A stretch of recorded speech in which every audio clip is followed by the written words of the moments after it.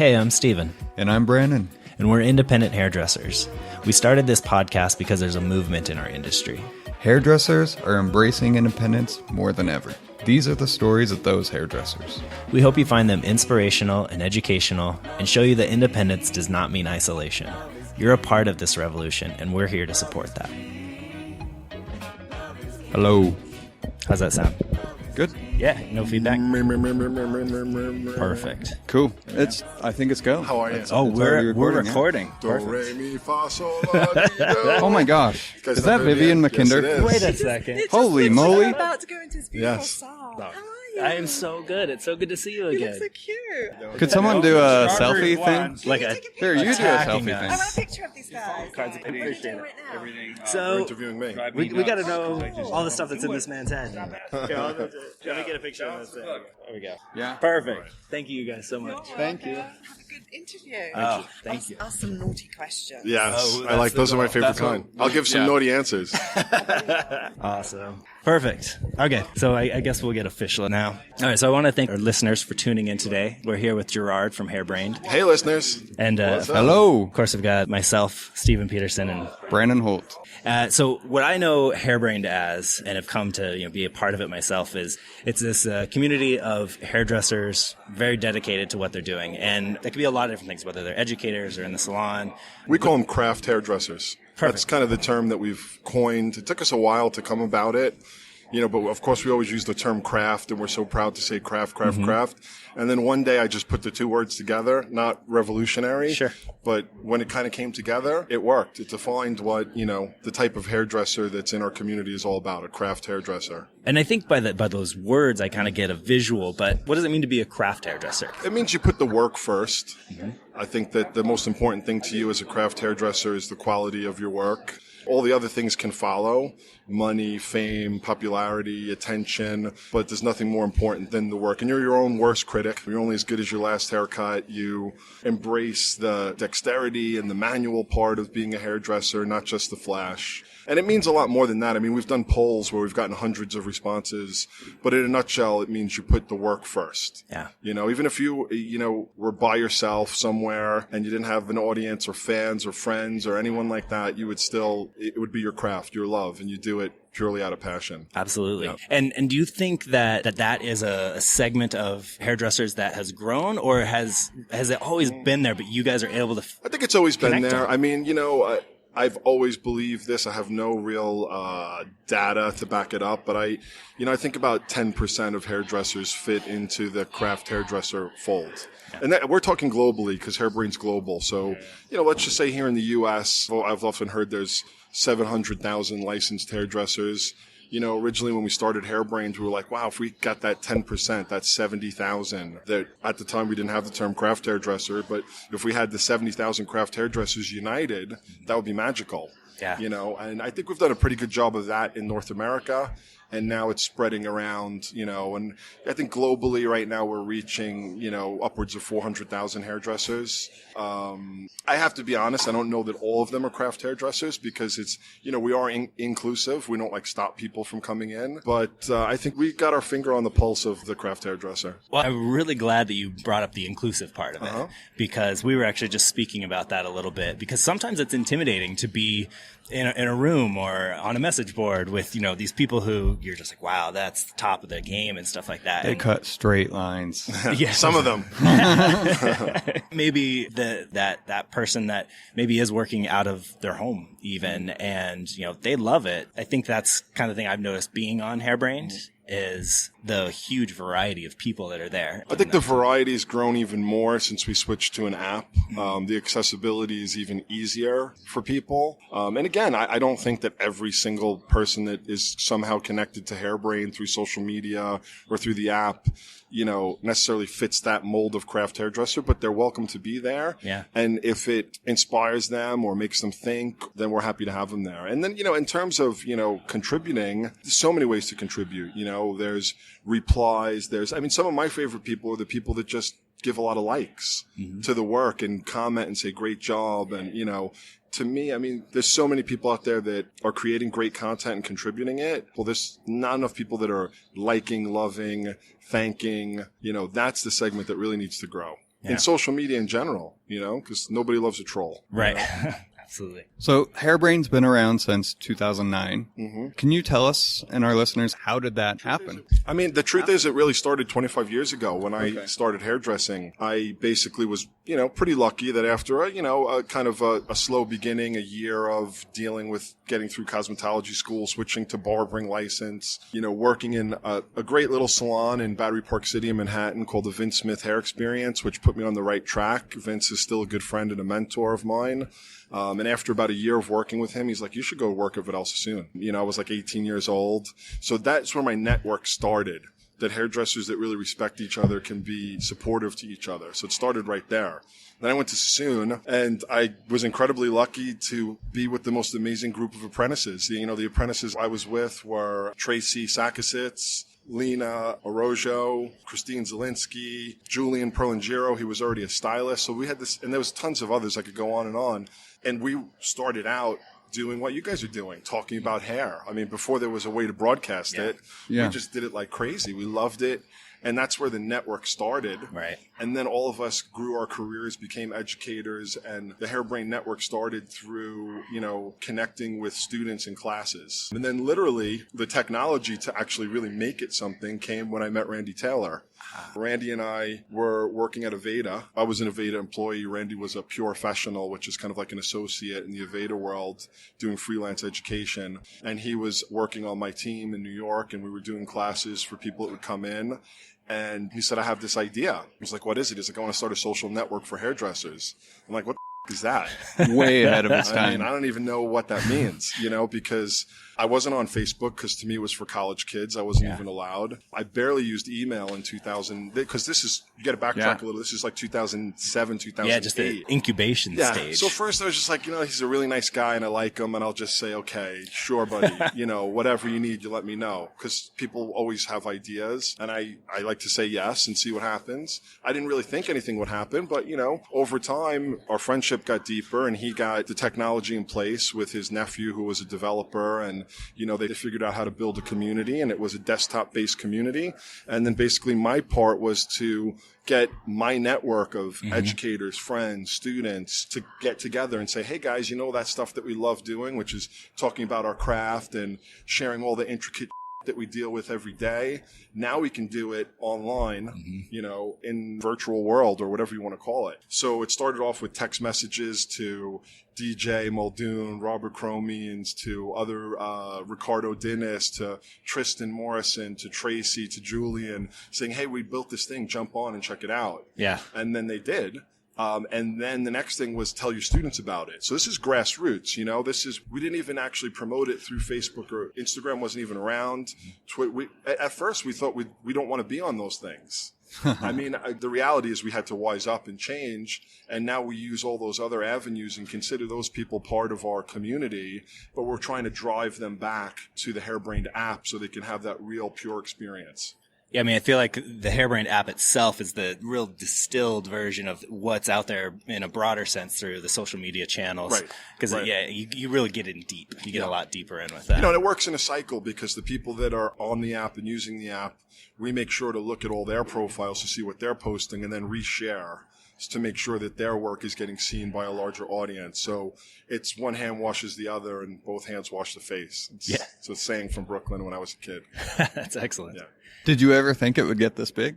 I can remember thinking, hey, when we get 10,000 members, so again, let me backtrack. I always have this belief that there's 10% of hairdressers that really give a damn. And I think, all right, there's 700,000 hairdressers in the U.S. I don't know if that's an accurate number, but it's fairly close, I'm sure. 70,000, there's that many. If we can get to 10,000, that means we've cracked into that 70,000. At first, like I said, I didn't know if it would be more than just 1,000 of us or 100 of us.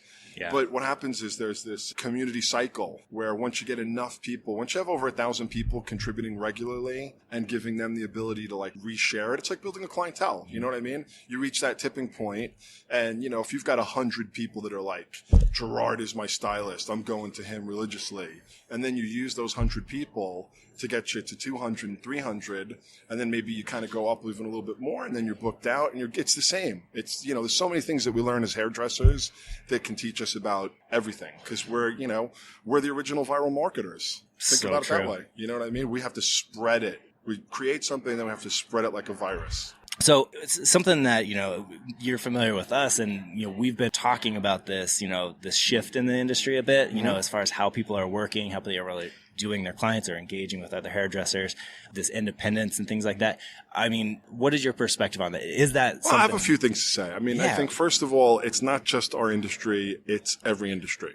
Thank you. So it's not, it's not just a microcosm of, oh my God, hairdressing industry is changing. Every industry is changing. Mm-hmm. Everyone is becoming more freelance and independent. Basically, it's the way the economy is changing. It's becoming a service-based economy where you have a niche or a specialty that you're good at. Why just do it for one thing all the time? Like I work for XCO when you can spread out and, offer that talent or ability to lots of different companies. So that's the big shift that's happening in our economy. And globally, if you can look at, WeWork and all these different places that are allowing people to have independent space, to be an architect, to be anything. So I don't think it's just, I think we have to look bigger. It's a societal change. The, factory model, which comes from, Seth Godin, if you read anything like that, that's what's changed. And it's changed because you can't rely on it anymore. Not even my parents and, my grandparents, they could get a job in the factory. And I mean that as, a general term, XCO, the factory. They knew if they performed and showed up every day and did their job, they knew they were going to get a pension. They could have a job for life. They get a small increase every year. They'd get extra vacation every year. What happened is the whole economy changed. And they said, oh, we're not going to give you a pension anymore. We're going to give you a 401k. And then, okay, well, you mean I just lost all my money because the stock market crashed and the company doesn't have my back? All that has changed. The system has changed. So the way people are working has changed. And that's just trickled down into our industry. And that's just the hard facts of it. So whether you like it or not, I think that's the reality. And I think the independent movement of hairdressers kind of wanted to express that as just a natural progression of what's happening. And I think that answers that. Yeah. Yeah. No, I think that's a great answer. I agree. It's a much bigger thing than just the hairdressers. I think hairdressers in some ways have a unique advantage to other professions to maybe take advantage of that. Well, we have shift. an obvious skill. Yeah. Like it might be a little bit harder for, Mr. Secretary to say what his obvious skill is. Okay, I'm a word processor. I do this, I do that. We have a very obvious definable skill. I can cut and color your hair. I can do whatever. And here it is. I can market it. But, again, if you're an audio engineer, you can probably go freelance too. You've got an obvious skill that you can market. If you're just like general employee, I think is where it gets more difficult. With that kind of shift, I mean, how does that affect the craft hairdresser? Now, kind of relating it back to what Hairbrained is. I mean, I kind of see it as Hairbrained's kind of the perfect relationship for something like that because it's this kind of on-demand, self-serve community that is inclusive and things like that. Well, it's about self-motivation. I mean, Hairbrained's not going to come to you and knock on your door to inspire you. Yeah. You have to basically be looking for it, whether it's 2 a.m. when you can't sleep or before your next client that always makes you nervous and you want to kind of like get grounded and look at work and maybe ask a question, So again, that goes hand in hand with independence because you can't be independent if you ain't doing shit for yourself. So true. You're not an employee anymore. No one's going to say, here's your education, here's your this, here's your that, which unfortunately is happening less and less anyway because there's not enough profitability in every industry for people to give away all that stuff. So in a way, it's turning itself into a more independent thing. Yeah. Yeah. What does independence look like in Gerard's life? I've been independent since the day I was born. Ask anybody. I've worked for probably 6 or 7 major companies, and I think anyone there would tell you Gerard was independent when he worked here. I think it's a state of mind. It's like having your own skill, knowing what it is, knowing how to express it, knowing how to get it out there. It doesn't mean you can't be an employee for someone. I have to be honest. I mean, it's a little contradiction of everything that we're saying here, but you can be an employee and be independent. If you're super valuable and if the company or brand or salon that you work for is smart and values you, then they'll value your independence. Yeah. Yeah, I completely agree. And I appreciate you clarifying, pointing that out too, because I think sometimes there's this antagonistic quality to whether you work for somebody or if you're an independent hairdresser. And it's not about that. It's the state of mind. It's about, who you are as the individual anyway. Well, this is the other thing I'll say about this. The 2 major business models in the salon world both have their flaws. So rental and commission, neither one of them is great. The third option of salary, It can work. It can't work. It depends on the manager and how organized they are and how much they stick to incentivizing people. We need new business models. Yeah. No one's looked at new business models for a while. We're starting to see a little bit of that happening, at least in the product world, where there's slightly new business models coming into play. But, most commission-based salon owners, they're not making a killing. No. They could have 15 employees, be turning, $1.5 million in revenue, and still have to be full-time behind the chair to really cover their there's not a lot of chance to make incredible money in either one of the business models. And I'm not saying I know what the new business model should be is, but I know somebody does. Yeah. And if they would spend some time looking at it, they could figure it out. Yeah. I think looking outside our industry, I was speaking with the owners of this place in San Francisco called the Cheeseboard, and it's a co-op where every employee actually becomes part ownership in the thing. And I didn't even get in deep with it, but it was such a totally different concept. I know of a few salons that very have done interesting. things like that. Yeah. Like 4 really successful hairdressers will say, hey, we want to get a place, but we don't necessarily want to have hundreds of employees. Let's each have enough space. I know of a few places like that. Maybe that's the answer. Maybe it's not. Yeah. I don't know, but somebody has to put in some real hard thinking to do this because Harder to do out in New York where you're at. Rental, let's just use the dirty word, is difficult in places where rent for spaces is very high.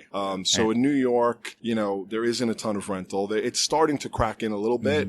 And obviously people are more and more interested because the old model of, the factory or, it's just basic commission. This is how we do it. It's kind of broken. So people are playing with it, but nobody's killing it in rental either. Right. Well, I think there's a huge challenge in rental. Maybe landlords of these rental places are doing all right. It depends. Some are and some aren't. Again, there's no perfect model, franchise model yet, that's killing it. I think that some of the bigger studio, but they seem to be doing well because they are more property managers but again, most of the times they're in, smaller cities or not smaller states, but states where you're not paying New York or LA rent. Right. But, again, so there's so much room for disruption here. Who's going to do it? Yeah. Who's going to do it and kill it? That's the next person we are looking to interview, I think. Is that Who's going to do it? Who's going to do it? Exactly. Yeah. So some of the new things I've seen with Hairbrained, and I believe it's relatively new, is some of the Facebook Live events. Yeah. That has really been engaging for me personally. And, I wanted to ask you what's next for Hairbrained, as we're kind of gone down the path. Both Randy and I, up until about 2 to 3 months ago, Hairbrained was our plan B or our second part-time job. Because we both had other very full-time jobs, doing lots of things. Randy was still owning a salon. I was working at a Rojo doing education. And we both said it's time to commit 100%. So now we're both 100% Hairbrained, spending all our time on that. So number one, the first thing this year was to get everything technologically way ahead, which, we partnered with some developers in Silicon Valley, which gave us the ability to have an incredible app, and we're truly, totally mobile in every sense. And that's where the momentum is coming from, where, people constantly, even this weekend, keep coming up to me going, oh my God, Hairbrained's blowing up. It's blowing up. It's blowing up. It's like that, overnight success that we've been around since 2008. Right. But everyone's like, oh, this is blowing up. It's blowing up. I'm like, yeah, it's because we put all this technology in place to get it to move faster. Then the second thing is we freed up our time so that we could be full-time focused on it. And then we said, what kind of content do we want to create? Up to now, we've always created a small amount of content, but really been curators of the community, which we've got that down. Yeah. Pretty much everyone in the world has now copied our model of curating. It's like when we first started doing that, people were like, how do you do that? Do you send them an email and ask, can you use the picture? And I was like, no, we just use it and we give them credit and they're thankful. If we've shared, I didn't even know, 800,000 photos, I've never once had anyone say, why did you use my photo? Never, not even once. But I've had thousands of people say, thank you so much. Yeah. Because we always gave credit. We always gave them shout outs. We always supported them. So that was our curation, which we continue to do. And now we're doing it even more. But, we're also creating more unique content. So Randy is now freed up to do what he does, which is get backstage, take photos, make videos of our craft and craft hairdressers, the way that he's the only photojournalist in the industry. I think there are people following in his footsteps. I should say to me, he's the original one. Yeah. Who actually spend more time backstage than, the finished product is not that interesting to him as much as the actual craft. Process. Yeah. So he's doing that. And then I had to look at myself and say, what kind of content can I create? I'm not a photographer. I'm not a super techie guy. But, if you turn on a microphone or point a camera at me, I know I can talk about hair and I can teach. Yeah. And I've got solid chops of, 25 years of teaching. So I said, okay, let's do this. Let's call it Hairbrained Live. Let's put it out on Facebook. We played with Periscope, and Periscope for us was we learned what not to do. Because we have this great access, and we could be backstage with the best hairdresser in the world next to Tim Hartley. And if it wasn't his focus, then it didn't work because people want to engage with the person that's doing it. Right. So Hairbrained Live is specifically for the audience. That makes sense. So whatever, if it's me as the educator or someone else, they're there for that Facebook audience. It's not like we're showing something else because that we found didn't work for us. You're not just shooting a documentary, No, it's specifically exactly. for that audience. Hi guys, here I am on Facebook Live to show you this, and I want your questions. So obviously, I do it as often as possible, but I didn't want it to just be about me because that's boring for me. And I think eventually it would get boring for everyone. And I said, well, let's use the network. Tomorrow is July 25th. We have the teach-in here. And at the end of the day, we're going to do a Hairbrained Live with Charlie Price. So we're going to do another one where he's going to pull in his model. Because, instead of just broadcasting teaching, because it's not for the audience, meaning they can't engage. It's frustrating. You're sitting there and you see Charlie doing something, but you can't connect with him. So we're going to actually do a dedicated teach-in Facebook Live. We'll probably do some during the prep in the morning where we can connect. Then we'll do the teach-in, and we'll have plenty of photos and videos of the event. Then we'll do the hands-on. Then we'll do Hairbrained Live at the end of the day with Charlie specifically for the listeners, for the audience. Yeah. I mean, That's a lot of work. well, and there's this correlation and this takeaway for me, like you're blowing up overnight since 2008 or whatever, Yeah. but actually it seems like a pretty direct connection to you going all in. Oh, yeah, absolutely. I mean, it's true in everything in life. It's just you have to be able to get to the point where you can do it. Whether that's a financial point or it's a self-confidence point or it's a combination of all those things. When you go all in something that has, if it doesn't have value, you can go all in on something that's awful and it doesn't guarantee you're going to succeed. We're in Vegas. Yeah, right. But if you have something that's got value for the people, that's what I mean. If, I'm very convinced that Hairbrained offers value to thousands of people, hopefully hundreds of thousands, When that became completely clear to me, I knew we have to go all in. Does that make sense? It's not like, I'm going to go all in because I want to make more money. Sure. I'm going to go all in because, for personal reasons. That doesn't make sense. You go all in when it's got value for others. Like 51% of the value is for them. That's a Gary V quote. Big fan of Gary Vaynerchuk. Well, I think, that's a good thing because as we were talking to all sorts of hairdressers, I think a lot of people have like that idea, the idea in their head that they're wanting to pursue or wanting to do more of, but they're just holding back maybe just out of some fear or financial. So that's some good guidance maybe for that person who's on the edge. You got to be, you have to be intelligent. I'm not saying, hey, just go for it and don't feed yourself. There's another thing that I read. It's kind of a Silicon Valley, which has always fascinated me, a Silicon Valley business philosophy called, ABZ. You've got your plan A. That's what you're making money at today. So I'm behind the chair. I've got 20 clients a day. I'm doing this. It's working. I'm good at it. I'm comfortable with it. Then you always need a plan B, because if you've got no plan B, you're you know what I mean? If something changes or, life changes, you want to change. So what's your plan B? Maybe your plan B is I educate for X brand certain number of times a month, right? If the plan B starts to really grow and, as I said, creates a lot of value and you're like, wow, people all over are texting me and asking me for classes and other brands are contacting me, then maybe your plan B becomes your plan A. You know what I mean? The thing that gives you the confidence to do it is your plan Z. So plan Z means, you know what? The reality is my parents own their house. They've got a basement that I can live in no matter what. My wife has a steady job and I know we can feed the kids. So I can go all in, because if it fails completely, we're going to move in our parents' basement for a year. My wife's going to keep her job and feed the kids, and then I'm going to work it out. If you've got those A, B, and Z, then you can go for your dream. If your dream is B, you can go for it. And you can say, okay, now I'm going to change something. Yeah. It's perfect. It's great. Thanks. Awesome. Thanks, guys. Thanks for Yeah. for inviting me on the show. Yeah, I really thank- appreciate it. Thank you for hanging out with us, and good luck tomorrow, teaching, and all day today. Right on. Peace. Thank you. Thank you for joining us for this episode. We hope you liked it as much as we loved making it. For more information about us, our guest, or anything else you heard today, please go to detergentinsurgents.com.